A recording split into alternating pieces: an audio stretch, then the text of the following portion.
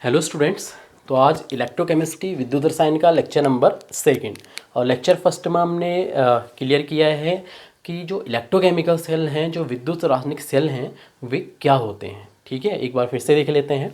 देखिए, electrochemical cells हम ऐसे सेल्स को कहते हैं, विद्युत रासायनिक सेल हम ऐसे सेल को कहते हैं जो या तो केमिकल एनर्जी को इलेक्ट्रिकल एनर्जी में कन्वर्ट करती है, या तो रासायनिक ऊर्जा को विद्युत ऊर्जा में बदलती है, या फिर इलेक्ट्रिकल एनर्जी को केमिकल एनर्जी में कन्वर्ट करती है, विद्युत ऊर्जा को रासायनिक ऊर्जा में बदलती है। ठीक है, इलेक्ट्रोकेमिकल सेल विद्युत रासायनिक सेल को हम दो कैटेगरी में डिवाइड कर सकते हैं। एक कैटेगरी है गैल्वेनिक सेल और वोल्टेक सेल, दूसरी कैटेगरी है इलेक्ट्रोलाइटिक सेल, जिसको हम हिंदी में कहते हैं विद्युत अपघटनी सेल। तो गैल्वेनिक सेल और वोल्टेक सेल क्या हैं? ऐसे सेल्स जो केमिकल एनर्जी को इलेक्ट्रिकल एनर्जी में कन्वर्ट करते हैं, जो रासायनिक ऊर्जा को विद्युत ऊर्जा में बदलते हैं, ऐसे सेल्स को हम गैल्वेनिक सेल और वोल्टेक सेल कहते हैं। और ऐसे सेल जो इलेक्ट्रिकल एनर्जी को केमिकल एनर्जी में कन्वर्ट करती है, विद्युत ऊर्जा को रासायनिक ऊर्जा में बदलती है, उनको हम कहते हैं इलेक्ट्रोलाइटिक सेल, विद्युत अपघटनी सेल। लेकिन आज हम स्टडी करने वाले हैं पहली कैटेगरी गैल्वेनिक सेल और वोल्टेक सेल की। तो आइए स्टूडेंट्स, तो क्या होते हैं गैल्वेनिक सेल और वोल्टेक सेल? ऐसे सेल्स जो केमिकल एनर्जी को इलेक्ट्रिकल एनर्जी में कन्वर्ट कर देते हैं, जो रासायनिक ऊर्जा को विद्युत ऊर्जा में बदलते हैं, ऐसे सेल्स को हम गैल्वेनिक सेल या फिर वोल्टेक सेल भी कहते हैं। क्योंकि इन सेल्स को बनाने में गैल्वेनी और एलिसांद्रो वोल्टा नाम के साइंटिस्ट का हाथ था, इसलिए इन्हें गैल्वेनी सेल या फिर वोल्टेक सेल भी कहा जाता है। क्योंकि सबसे पहले दो डिफरेंट मेटल के रॉड लेकर, दो अलग अलग धातुओं की छड़ लेकर, ठीक है, उनको इलेक्ट्रोलाइटिक सॉल्यूशन में, उनको विद्युत अपघट्य के विलयन में डुबाकर केमिकल एनर्जी को इलेक्ट्रिकल एनर्जी में कन्वर्ट करने का जो विचार आया था, वो आया था गैल्वेनिक को।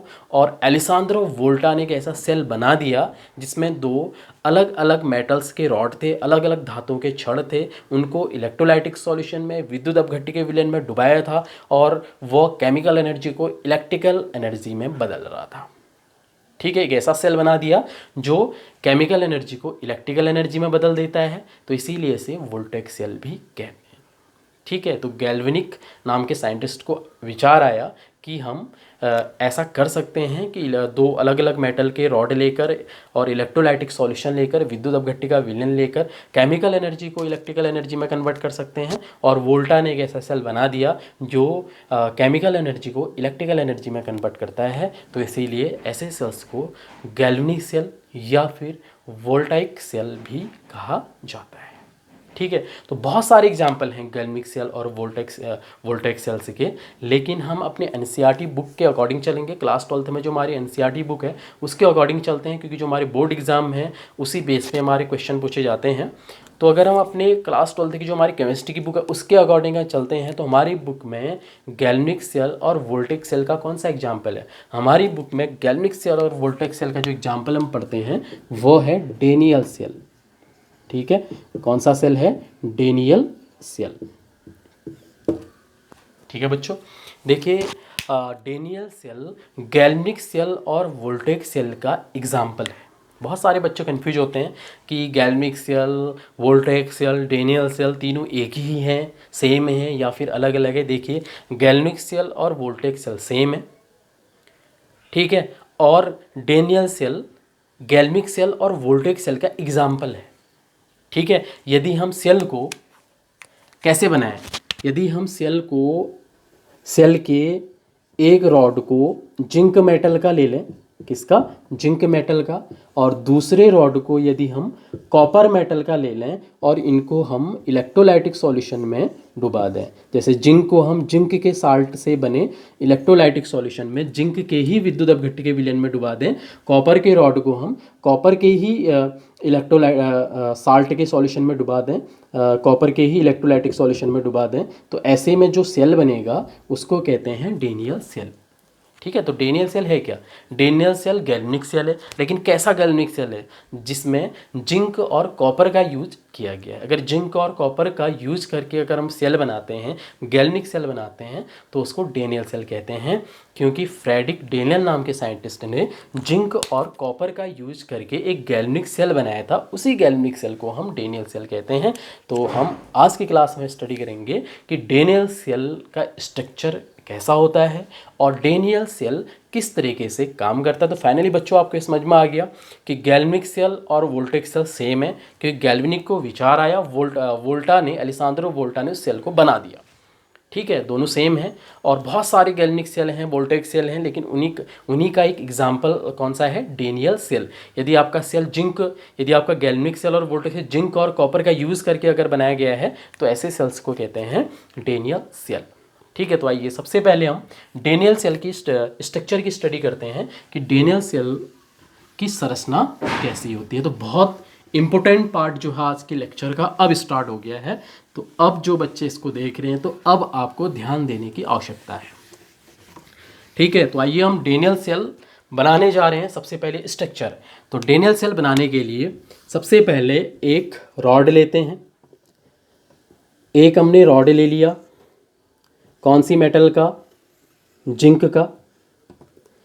हमने एक रॉड लिया, एक जिंक धातु की छड़ ली, ये है जिंक रॉड, या फिर इलेक्ट्रोकेमिस्ट की भाषा में हम इसे क्या कहेंगे, जिंक इलेक्ट्रोड। ठीक है, और इस जिंक इलेक्ट्रोड को, जिंक रॉड को जिंक के साल्ट के सॉल्यूशन में डुबा देते हैं। ठीक है, जिंक का कौन सा साल्ट, जिंक सल्फेट। जिंक की रॉड को जिंक सल्फेट के सॉल्यूशन में डुबा देते हैं, इस तरीके से हाफली डिप कर देते हैं। तो एक जिंक का रॉड लेकर इसे जिंक सल्फेट के सॉल्यूशन में इस तरीके से डुबा देते हैं। ठीक इसके पास एक और पात्र लेते हैं, एक और कंटेनर लेते हैं। इस कंटेनर में कॉपर का इलेक्ट्रोड लेते हैं, ये कॉपर का इलेक्ट्रोड है, और इस कॉपर के इलेक्ट्रोड को कॉपर के साल्ट के सॉल्यूशन में, यानी कॉपर सल्फेट के सॉल्यूशन में, कॉपर के इलेक्ट्रोड को कॉपर सल्फेट के सॉल्यूशन में CuSO4 का एक्वस सॉल्यूशन, कॉपर सल्फेट के सॉल्यूशन में इस तरीके से डिप कर देते हैं। अब ये दोनों इलेक्ट्रोडों को आपस में एक कंडक्टिंग वायर के द्वारा जोड़ देते हैं, एक चालक पदार्थ से बने तार के द्वारा जोड़ देते हैं। और ये तार के बीच में हम वोल्टमीटर भी लगा सकते हैं, या तो वोल्टमीटर या फिर बल्ब भी लगा सकते हैं, क्योंकि यहाँ से हमें पता लगेगा, ये हमें इंडिकेट करेगा कि यहाँ पर जो इलेक्ट्रिक करंट है वो फ्लो हो रहा है या नहीं हो रहा है, जो विद्युत धारा है वो प्रवाहित हो रही है या नहीं हो रही। तो यहाँ पे ये हमें इंडिकेट करेगा, वोल्टमीटर या फिर हम बल्ब का भी यूज़ कर सकते हैं, जिससे हमें पता लग जाएगा कि विद्युत धारा बन रही है या नहीं बन रही है, इलेक्ट्रिक करंट फ्लो हो रही है या नहीं हो रही है। ठीक है, अब जो ये इलेक्ट्रोलाइटिक सॉल्यूशन है जिंक सल्फेट और कॉपर सल्फेट का, ये दोनों सॉल्यूशन को एक दूसरे से जोड़ने के लिए इनके बीच में एक यू शेप की ट्यूब को उल्टा करके रख देते हैं। ठीक है, ये दोनों सॉल्यूशन को आपस में जोड़ने के लिए इनके बीच में एक यू शेप की ट्यूब को उल्टा करके रख देते हैं, और इस यू शेप की जो ट्यूब है, इस ट्यूब को कहते हैं साल्ट ब्रिज। इस ट्यूब को कहते हैं साल्ट ब्रिज, या फिर हिंदी में इसे कहते हैं लवण सेतु। ठीक है, हिंदी में इसे कहते हैं लवण सेतु। ठीक है, ये जो ट्यूब है, इस ट्यूब के अंदर एक इलेक्ट्रोलाइटिक पदार्थ भर दिया जाता है, इलेक्ट्रोलाइटिक मटेरियल इसके अंदर भरा होता है, एक विद्युत अपघट्टी इसके अंदर भर दिया जाता है। ठीक है, और वो विद्युत अपघट्टी जो होता है वो सॉलिड फॉर्म में नहीं होता है। क्यों सॉलिड फॉर्म में इसलिए नहीं होता है, क्योंकि जो ये विद्युत अपघट्टी है, इलेक्ट्रोलाइट है, इसमें पॉजिटिव और नेगेटिव आयन है। ठीक है, धनात्मक और ऋणात्मक आयन है। ये जो धनात्मक और ऋणात्मक आयन है, इन्हें यहाँ से मूव करना होता है, या तो ये कॉपर सल्फेट के सॉल्यूशन में जाएंगे, या तो ये जिंक सल्फेट के सॉल्यूशन में आएंगे। अब कौन सा आयन कहाँ जाएगा, ये सब हम डिटेल में आगे स्टडी करेंगे। ठीक है, तो अगर ये सॉलिड फॉर्म में होगा तो ये आयन से यहाँ से मूव नहीं कर पाएंगे, इसलिए इसके फॉर्म को थोड़ा एक्वस बनाने के लिए ये जो इलेक्ट्रोलिट इसमें भरा जाता है, जो विद्युत अपघट्टी इसमें भरा जाता है, उसमें अगर नाम का एक रासायनिक पदार्थ मिला के भरा जाता है। अगर का नाम का जो रासायनिक पदार्थ है, ये एक माध्यम बनाता है, और थोड़ा सा यहाँ पे एक लिक्विड मीडियम का निर्माण करता है, जिसकी वजह से जो आपका यहाँ पे इलेक्ट्रोलाइट है उसमें जो आयंस हैं वो आयंस आसानी से इधर उधर मूव कर पाएँ, इधर उधर गति कर पाएँ। ठीक है, तो इसको कहते हैं साल्ट ब्रिज। और इसके अंदर क्या होता है, एक विद्युत अपघट्य होता है, इलेक्ट्रोलाइट होता है, जो किस फॉर्म में होता है, लिक्विड फॉर्म में होता है। ठीक है, और ये आपकी डेनियल सेल का क्या है, स्ट्रक्चर है। ठीक है, तो जिंक का रॉड लेते हैं, जिंक की सल्फेट के सॉल्यूशन में डिप कर देते हैं। कॉपर का रॉड लेते हैं, कॉपर सल्फेट के सॉल्यूशन में डिप कर देते हैं। ठीक है, और दोनों इलेक्ट्रोडों को आपस में जोड़ते हैं। बीच में वोल्टीमीटर या बल्ब हम यूज कर सकते हैं ताकि हमें पता लग जाए कि इलेक्ट्रिक करंट फ्लो हो रहा है या नहीं हो रहा है। और दोनों सॉल्यूशन को एक दूसरे के कांटेक्ट में रखने के लिए एक साल्ट ब्रिज इसमें लगा देते हैं। तो ये है आपकी डेनियल सेल का स्ट्रक्चर। ठीक है, और अब बात करते हैं कि आपका डेनियल सेल काम कैसे करता है। ठीक है, किस तरीके से ये काम करता है। तो ये काम कैसे करता है इसको समझने के लिए इसके स्ट्रक्चर से हम थोड़ी देर के लिए लवण सेतु जो साल्ट ब्रिज है इसको हटा देते हैं। तो जैसे ही इसका काम हम पढ़ेंगे, तो जब इसका काम आएगा, जब इसका नंबर आएगा, तो इसको हम ले आएंगे दोबारा। और इस वायर को भी हटा देते हैं, क्योंकि जैसे हम वायर का काम क्या है इस पे बात करेंगे तो यहाँ पे हम वायर जोड़ देंगे।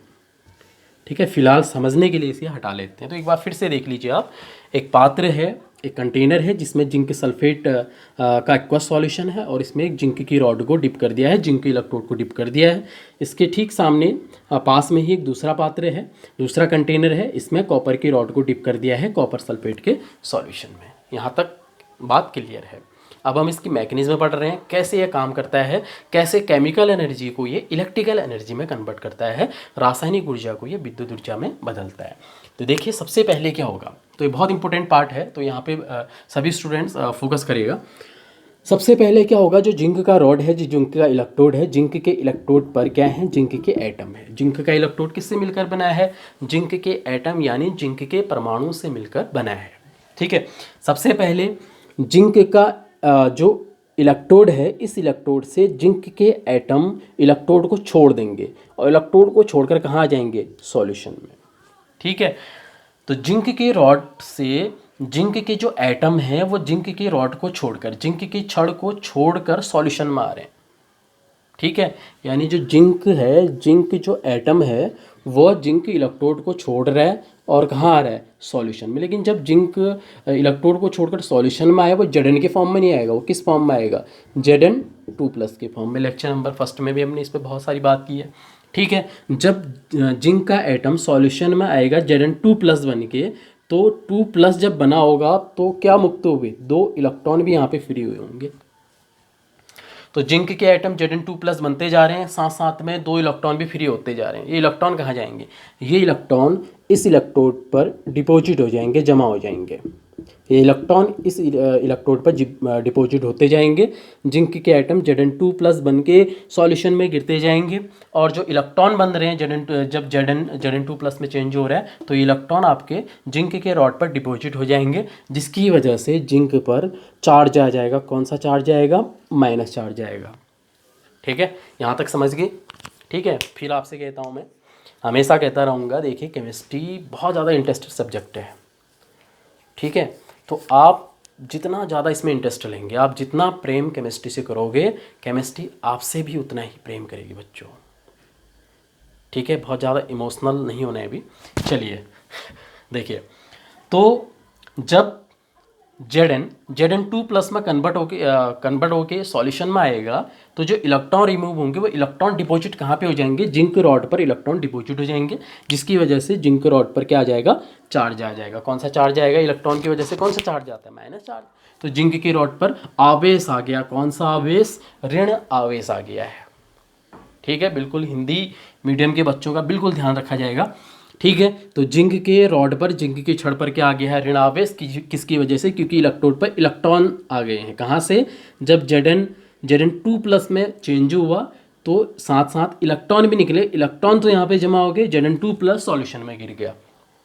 ठीक है, अब क्या करेंगे, अब एक वायर ले आएंगे, और इस वायर को इस इलेक्ट्रोड से जोड़कर इसके दूसरे सिरे को, दूसरे इंडो को इस इलेक्ट्रोड से जोड़ देंगे। ठीक हो गया। अगर हम ऐसा करते हैं तो क्या होगा, इस इलेक्ट्रोड पर बहुत सारे इलेक्ट्रॉन जमा हुए हैं। अगर हम एक वायर से इस इलेक्ट्रोड और कॉपर के जिंक और कॉपर के इलेक्ट्रोड को अगर आपस में जोड़ देते हैं, कनेक्ट कर देते हैं, तो ये जो इलेक्ट्रॉन यहाँ पे डिपॉजिट हुए हैं, जमा हुए हैं, इलेक्ट्रॉन चलना स्टार्ट कर देंगे। इन्होंने चलना स्टार्ट कर दिया है क्योंकि अब पटरी बन चुकी है। ठीक है, तो चलना स्टार्ट कर दिया इन्होंने, ये इलेक्ट्रॉन जाने लग गए हैं क्योंकि इन्हें रास्ता मिल गया है। जब तक वायर नहीं लगा था तब तक ये बैठे थे यहाँ, अब यहाँ पे एक वायर लग चुका है, इनको रास्ता मिल गया है जाने के लिए, अब जाएंगे क्योंकि ये रुकने वाले नहीं हैं। तो इलेक्ट्रॉन ने यहाँ से जाना शुरू किया, इलेक्ट्रॉन जाना शुरू किया, जाते जाते जाते इलेक्ट्रॉन कहाँ पहुँच गए, कॉपर के इलेक्ट्रोड पर पहुँच गए। ठीक है, इलेक्ट्रॉन यहाँ से चल के पहुँच गए हैं कॉपर के इलेक्ट्रोड पर। कब, जब दोनों इलेक्ट्रोड को हमने आपस में एक कंडक्टिंग वायर से, एक चालक तार से हमने इसे जोड़ दिया। तो जैसे ही इलेक्ट्रॉन यहाँ पे पहुँचेंगे तो होगा क्या, कॉपर तो इलेक्ट्रॉन को लेगा नहीं। ठीक है, ये इलेक्ट्रॉन कॉपर इलेक्ट्रोड पर आ जाएंगे। ठीक है, जैसे ही ये इलेक्ट्रॉन यहाँ पहुँचेंगे तो ये सॉल्यूशन है ना, कॉपर सल्फेट का जो सॉल्यूशन है, कॉपर सल्फेट का कैसा सॉल्यूशन है, एक्वस सॉल्यूशन है। कॉपर सल्फेट के एक्वस सॉल्यूशन में कॉपर सल्फेट CuSO4 के फॉर्म में नहीं होता है। किस फॉर्म में होता है, Cu2+ और SO4 2 नेगेटिव के फॉर्म में होता है। ठीक है, कॉपर सल्फेट, वैसे यहाँ भी जिंक सल्फेट का जो सॉल्यूशन है उसमें जिंक सल्फेट ZnSO4 किस फॉर्म में, Zn2+ SO4 2 नेगेटिव। वैसे कॉपर सल्फेट का जो एक्वस सॉल्यूशन है इसमें CuSO4 किस फॉर्म में है, Cu2+ और SO4 2 नेगेटिव। अब जैसे ही इलेक्ट्रॉन इस इलेक्ट्रोड पर पहुंचेंगे तो होगा क्या, जो सॉल्यूशन में Cu2+ आयन है ये इलेक्ट्रॉन को ले लेगा। ठीक है, देखिए Cu2+ जो आयन है सॉल्यूशन में कॉपर सल्फेट के, ये जो इलेक्ट्रॉन आ रहे इन इलेक्ट्रॉन को ले लेगा। जैसे Cu2+ ने 2 इलेक्ट्रॉन ले लिया और एक किस में बदल गया, Cu में बदल लिया, और Cu पर जब कोई चार्ज नहीं रहेगा तो अब ये क्या बन गया, कॉपर सॉलिड बन गया। ठीक है, जब तक Cu2+ था तब तक ये सॉल्यूशन में घूम रहा था, एक्वस फॉर्म।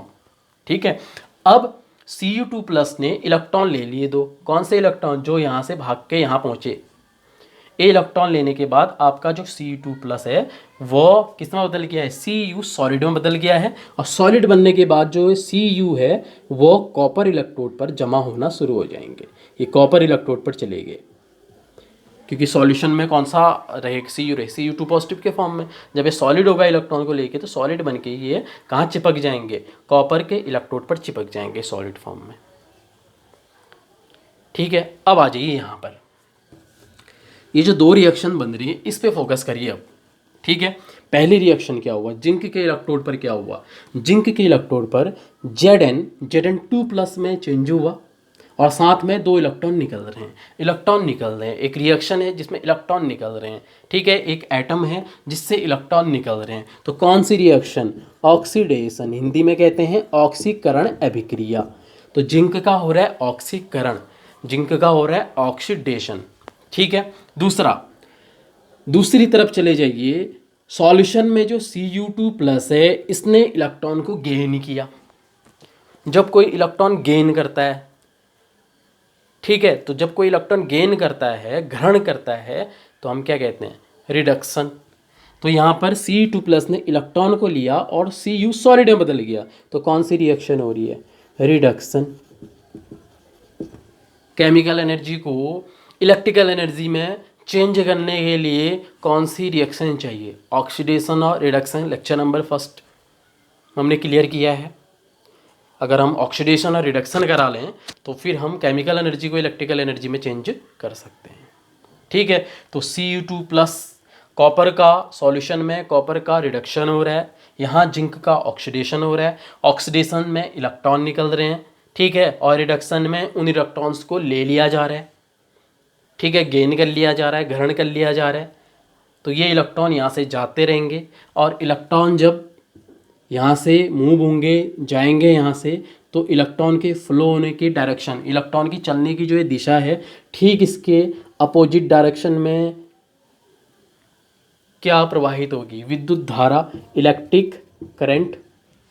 ठीक है। जिस दिशा में इलेक्ट्रॉन जाते हैं, जिस डायरेक्शन में, उसके ठीक अपोजिट डायरेक्शन में क्या प्रवाहित होने लग जाएगी, विद्युत धारा, इलेक्ट्रिक करंट प्रवाहित होने लग जाएगी। और अगर यहाँ पे हम वोल्टमीटर लगा दें तो वोल्टमीटर की सुई हमें बता देगी कि किस तरह यहाँ पर इलेक्ट्रिक करंट फ्लो होने लग गया है, विद्युत धारा फ्लो होने लग गया है। या फिर कोई बल्ब यहाँ पे लगा दें तो बल्ब काम करने लगेगा, लाइट देने लगेगा, हमें पता लग जाएगा कि इलेक्ट्रॉन फ्लो होने लग गया। क्योंकि जब भी इलेक्ट्रॉन चलते हैं तो क्या होता है, इलेक्ट्रिक करंट फ्लो होता है।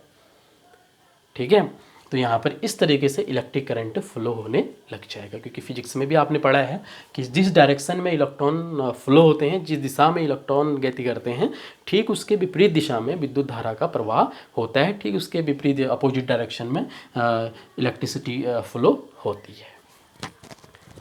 ठीक है, तो जिंक पर हुआ ऑक्सीडेशन, कॉपर का हुआ रिडक्शन। तो इस इलेक्ट्रोड से कॉपर के इलेक्ट्रोड की ओर क्या जाने लग गए, इलेक्ट्रॉन। तो एक काम ये भी कर सकते हैं हम कि जो अगर जिंक के इलेक्ट्रोड पर नेगेटिव चार्ज है, जिंक से इलेक्ट्रॉन कॉपर की ओर जा रहे हैं, तो फिर कॉपर के इलेक्ट्रोड पर कौन सा चार्ज होगा, पॉजिटिव चार्ज होगा। क्योंकि इसके रिस्पेक्ट में, इससे तुलना करने पर कॉपर के, वैसे तो कॉपर के इलेक्ट्रोड पर कोई चार्ज नहीं है, लेकिन अगर इससे तुलना करते हैं तो इस पर कौन सा चार्ज है, पॉजिटिव। वैसे भी इलेक्ट्रॉन यहाँ से यहाँ जा रहे हैं, इसका मतलब ये पॉजिटिव है, इलेक्ट्रॉन को ले रहा है, लेने वाला है, इसलिए इलेक्ट्रॉन यहाँ जा रहे हैं।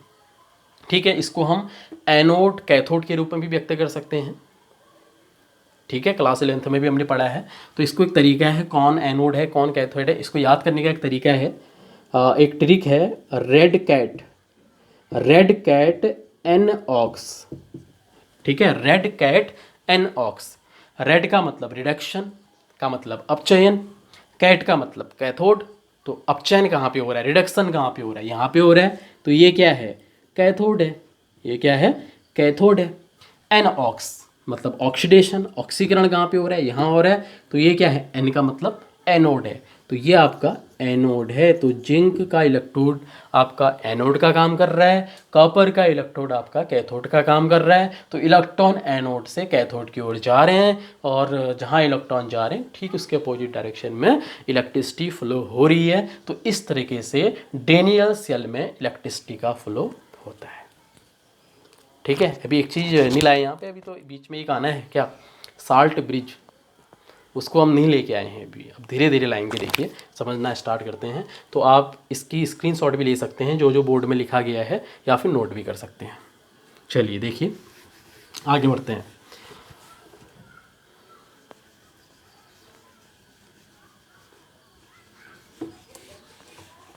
चलो, सब कुछ ठीक ठाक चल रहा है, इलेक्ट्रॉन एनोड से कैथोड की ओर जा रहे हैं और हमें इलेक्ट्रिसिटी मिल रही है। अब एक प्रॉब्लम आएगी, अब एक प्रॉब्लम आने वाली है, प्रॉब्लम जरूर आएगी।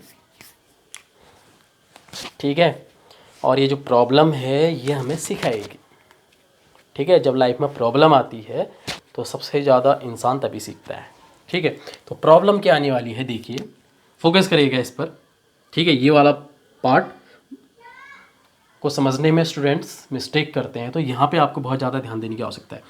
तो देखिए, प्रॉब्लम ये आएगी, देखिए यहाँ पे हो क्या रहा है, जिंक के एटम Zn2+ बन के सॉल्यूशन में आ रहे हैं। जिंक के एटम, देखिए, जिंक के एटम Zn2+ बन के सॉल्यूशन में आ रहे हैं, साथ में 2 इलेक्ट्रॉन भी निकल रहे। ठीक हो गया।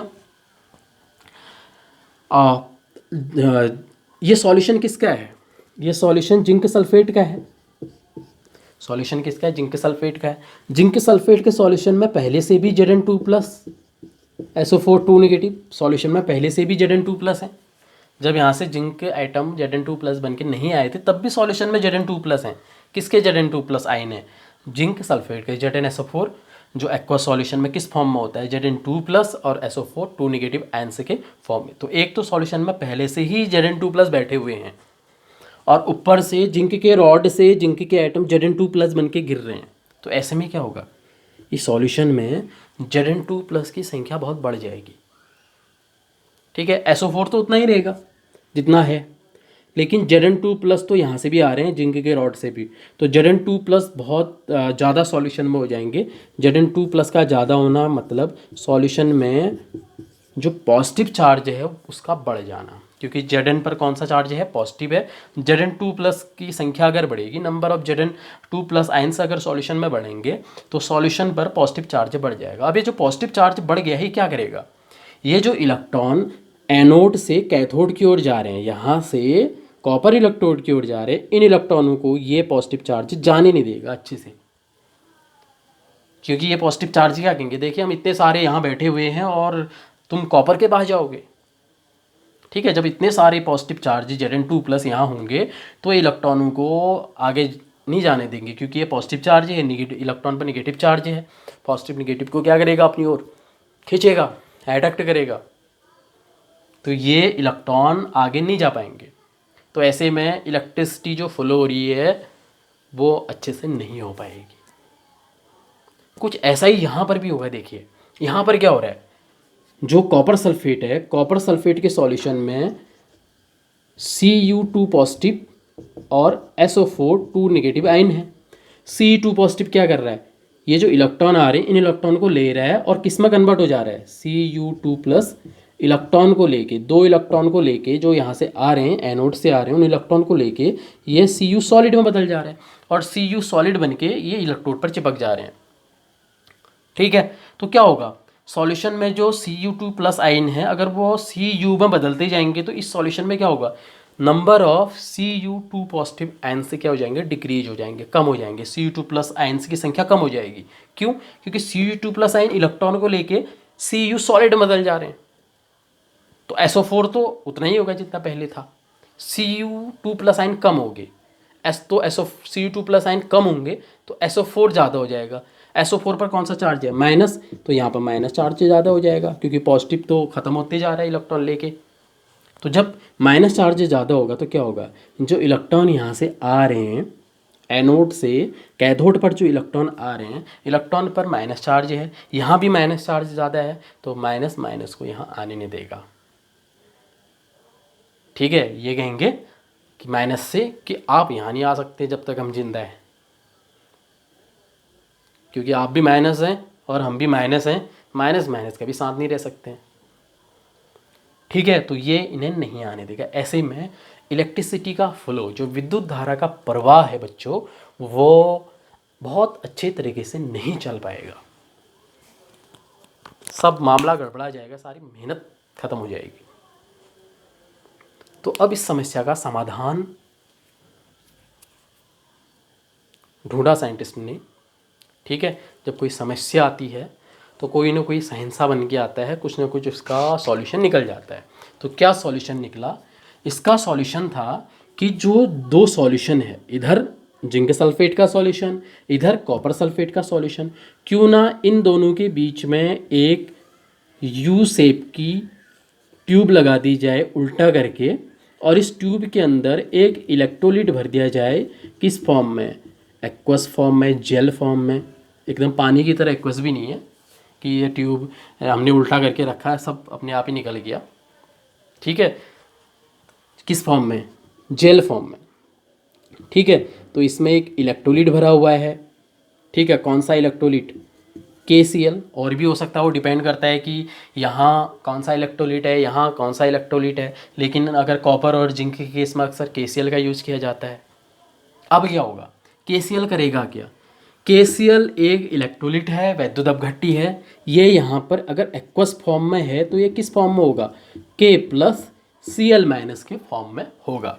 अब देखिए यहाँ पर क्या प्रॉब्लम आ रही है, यहाँ पर पॉजिटिव चार्ज बढ़ रहा है। अब क्या करेगा, KCl अपने Cl- को यहाँ से भेजेगा, जाओ भाई तुम्हारा काम, अपना काम करके आओ। तो KCl Cl- को यहाँ भेजेगा, Cl-, ये माइनस क्या करेगा, ये जो पॉजिटिव चार्ज है ना इसको बैलेंस से करेगा, बढ़ने से रोकेगा, क्योंकि हमेशा माइनस पॉजिटिव को ख़त्म करता है, बैलेंस से करता है। तो Cl- आएगा यहाँ, जो ये पॉजिटिव चार्ज बढ़ रहे हैं इनको बैलेंस से कर देगा। और जो पॉजिटिव है माइनस, तो यहाँ आ गया, जो पॉजिटिव K+ है वो कहाँ जाएगा, यहाँ जाएगा, क्योंकि यहाँ क्या बढ़ रहे हैं, माइनस चार्ज। तो ये माइनस को K+ यानी पॉजिटिव चार्ज इस माइनस को बैलेंस से करेगा, और ये वाली प्रॉब्लम जो आ रही थी इसका समाधान हो जाएगा।